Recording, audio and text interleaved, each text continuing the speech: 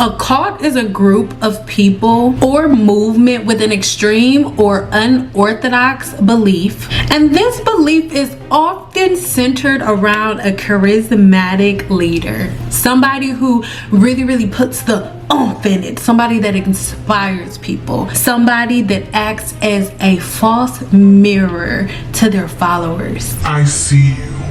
I understand. And this is our way out. Cults often use manipulative practices, demanding blind, unfailing loyalty, while isolating them and demonizing anything that disagrees or any outside influence. These groups can be religious, spiritual, or even something like an ideology in nature. An idea that was created by this charismatic leader. And in a cult, the group's beliefs are prioritized number one over everybody's feelings, personal beliefs, or individuality. That doesn't matter. It's the cult. Now, not all cults are bad, but many have been connected to psychological abuse, in extreme cases, illegal activity, and exploitation of funds. Here are just a few examples of cults. These examples range from small, isolated groups to huge, widespread cults that initially started as a movement or a challenge or a team.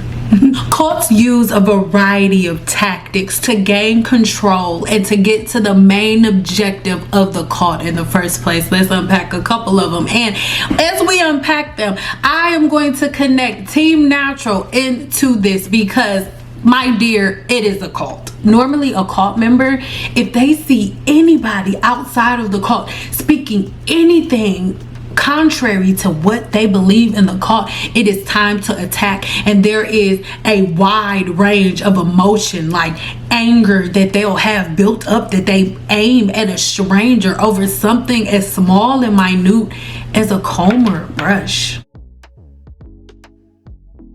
Number one is love bombing. What is love bombing? You would make your new recruits feel like they've never been seen before. You find out what all of their pain points are, and you make sure that you make sure that they are seen and heard in all of those points.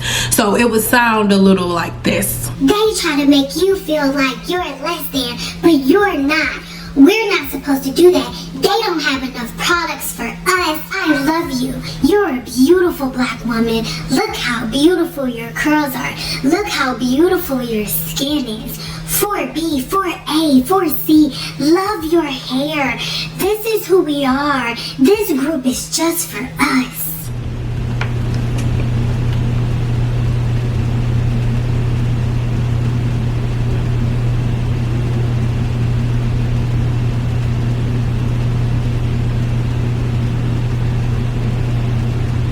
So what kind of impact does this have? This makes the members feel seen, valued, and accepted for who they are without making any changes at the time.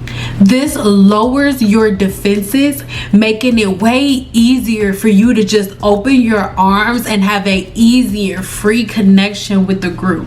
This creates an unbreakable emotional bond. You feel so seen, and if anybody tries to come in the way because of the love that you've been bombed with, nothing will break you from this. Nothing. Number two is isolation. Cults often isolate members from family, friends, and the outside world. So of course, you not talking to your mama no more because the hair. No, I don't do that. I'm natural. No, I don't do that. I don't use combs. I don't use brushes. I don't use shampoo. I don't use conditioner. I don't use rags. I don't even use combs and brushes. All I use is my finger. Completely been isolated from the entire hair industry. Like, there are 50 million products for all of the issues that y'all have. Like every video, every hack video that is out on YouTube, there's already a product in Cosmoprof for it. Like you don't have to do all of that. Like there's already a product for it, but because they love bombed you and made you think all of these things, they've isolated you to like, no, you can only use this product. You're black, you're in this group, and because you're black and because you're in this curly hair group, you can only use products labeled for black and curly hair girls, and any other product is wrong. Any other product is bad. A brush? We don't need brushes. You're supposed to use no goddamn brush. Like it's just, by cutting off external influences, members become extremely dependent on this cult where they can't do anything without the cult. They are completely dependent on this cult for all of their social and emotional needs. Without this cult, they literally cannot function. They're completely isolated. And now with this new train of thought, they've stopped talking to everybody. So the only people that are around them are the people that share the same ideology as them. So you're completely isolated. You've isolated yourself from hairstylists, from cosmetologists, from braiders. They're all bad. They're all the devil. You've isolated yourself from combs and brushes. So you can't comb or brush your hair. You can only use your 4 fingers.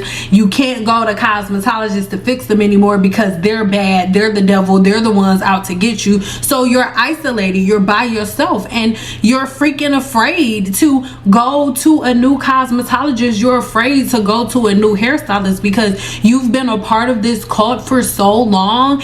All of their experiences have now become your experiences. And even though absolutely the majority of cosmetologists out there are really dusty, but there are some really good ones.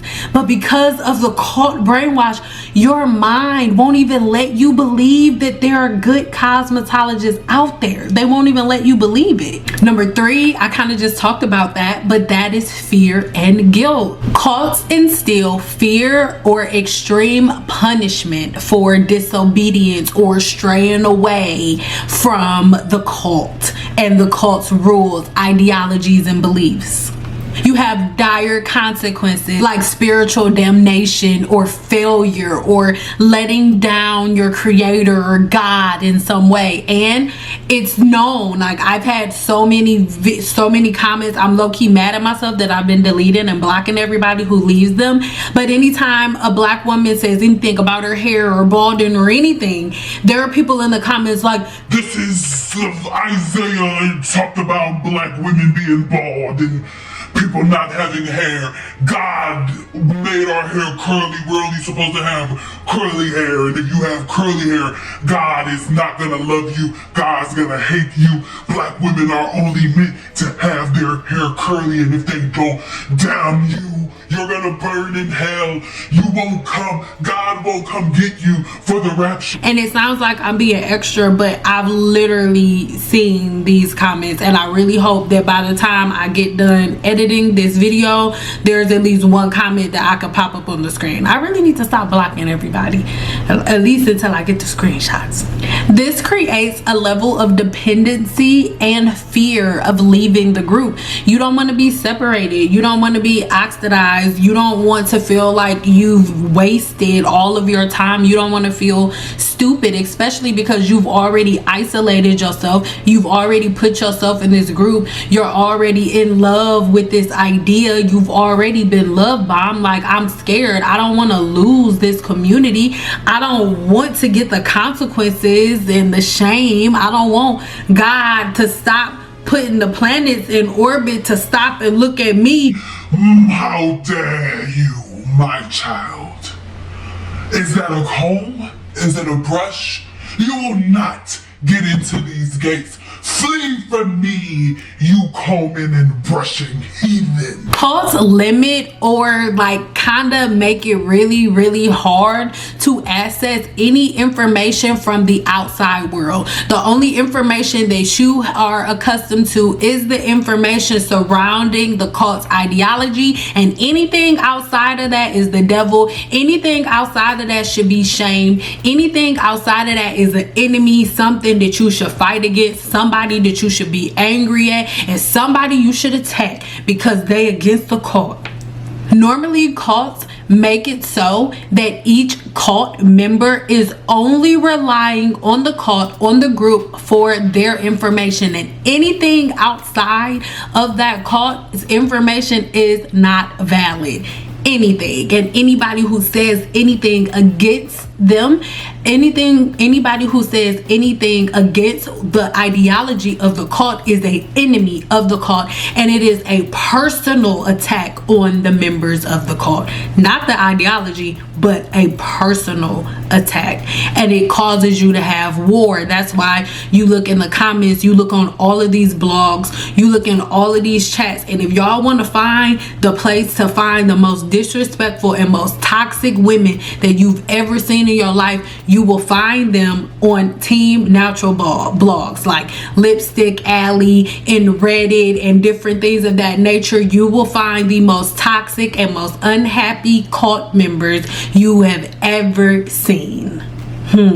By controlling the group/cult's information, what you do is you reinforce the cult's worldview and you decrease the amount or the unction to or the desire to have critical thinking, to think for yourself. When you are in a cult or in a group like a cult, the common sense button is never even going off, because the part of your brain where you can reason on your own and use common sense to connect dots on your own, you're not even using that part of your brain, because you've been enraged and you've already been putting all of these different steps into play by this cult. So your head is gone. Like, the part where critical thinking is put into check is like completely non-existent. That's why women can water their hair every day. They can spray their hair every day with water, even though you've been knowing since you were a little girl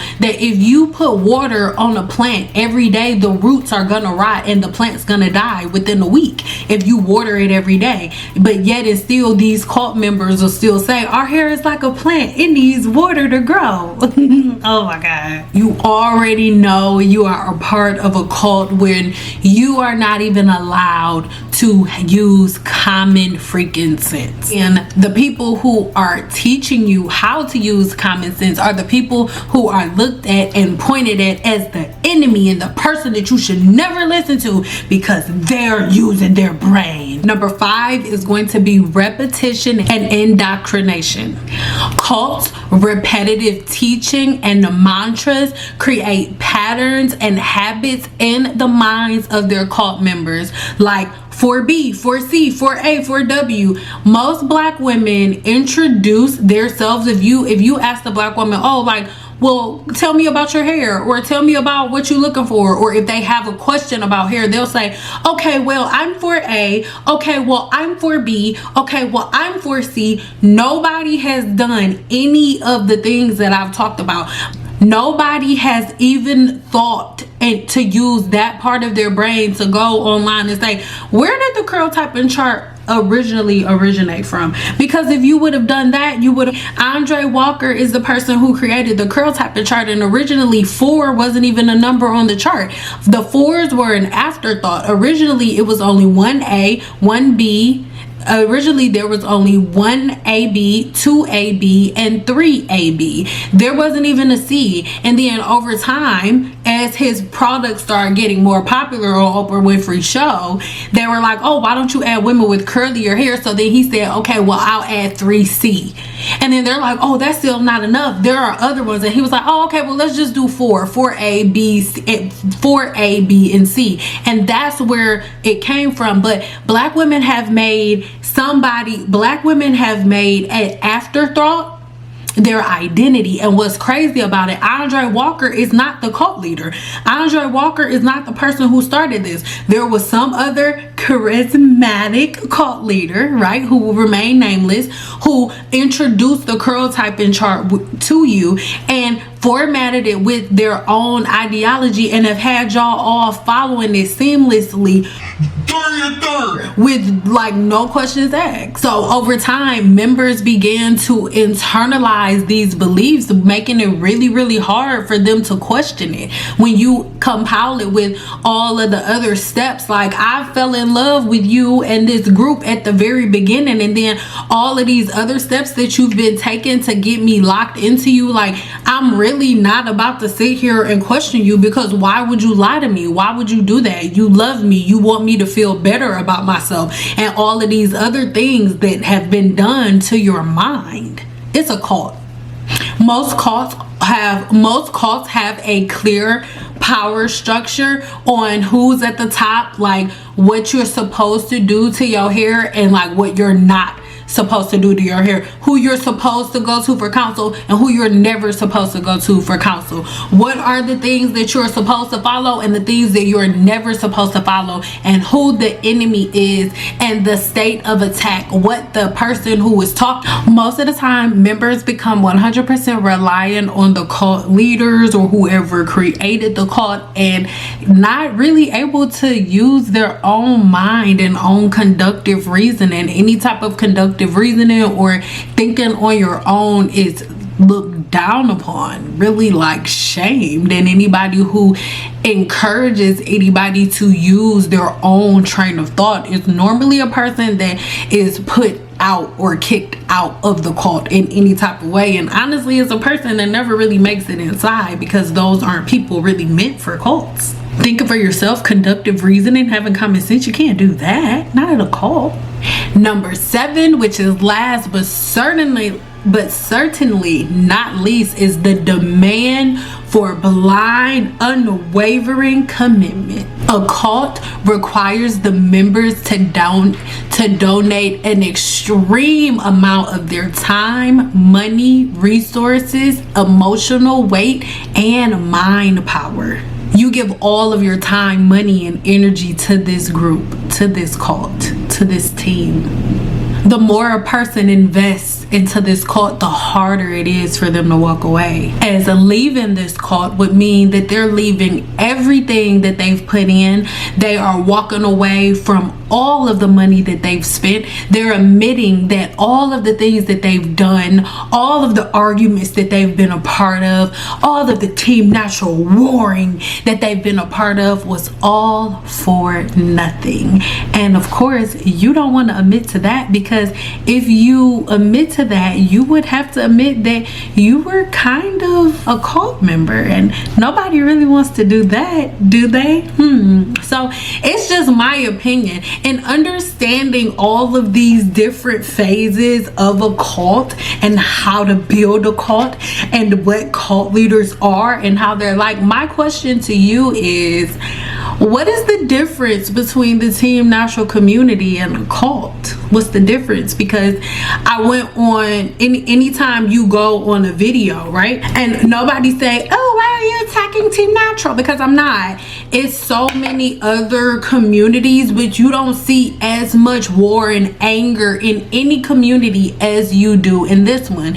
Even if you talk about relaxers and things of that nature, of course, yeah, there'll still be women arguing, but you rarely go on videos on YouTube where women are relaxing their hair, where you see all of the women who use relaxers like, girl, bye. You going to hell. You know God don't like no Azani relaxer. You know God only want to affirm, because in Revelations it said that thou will not be entering into the kingdom of heaven if you using no goddamn Azani. That is not of God.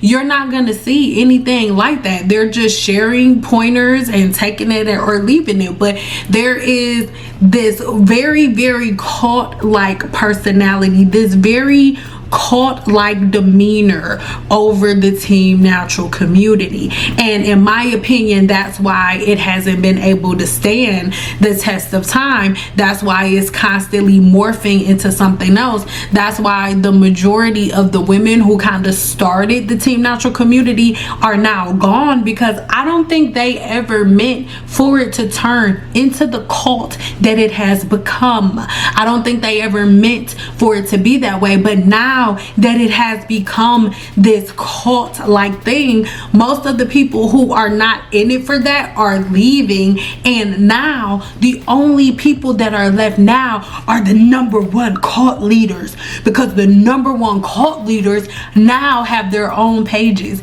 because they've been watching so many videos and they've been learning these cult practices for so long that now they know exactly how to break it down word for word, step by step, day by day, and now the cults are just growing and growing and growing. So again, it's just my opinion, and opinions are like a booty hole. Everybody got one. Sometimes I do videos that are like based on scientific fact. This isn't one of those videos. This is a video where I'm giving my opinion and I want to know yours. What do you think? As I just broke down all of the different characteristics of a cult, not just Team Natural, just of a cult, any type of cult, can you see the similarities in the Team Natural community and other cults that we know of today? All right, I love you guys so much. Make sure you leave some comments below. I really want to know what you think, and until my next video, I will see you later. Bye.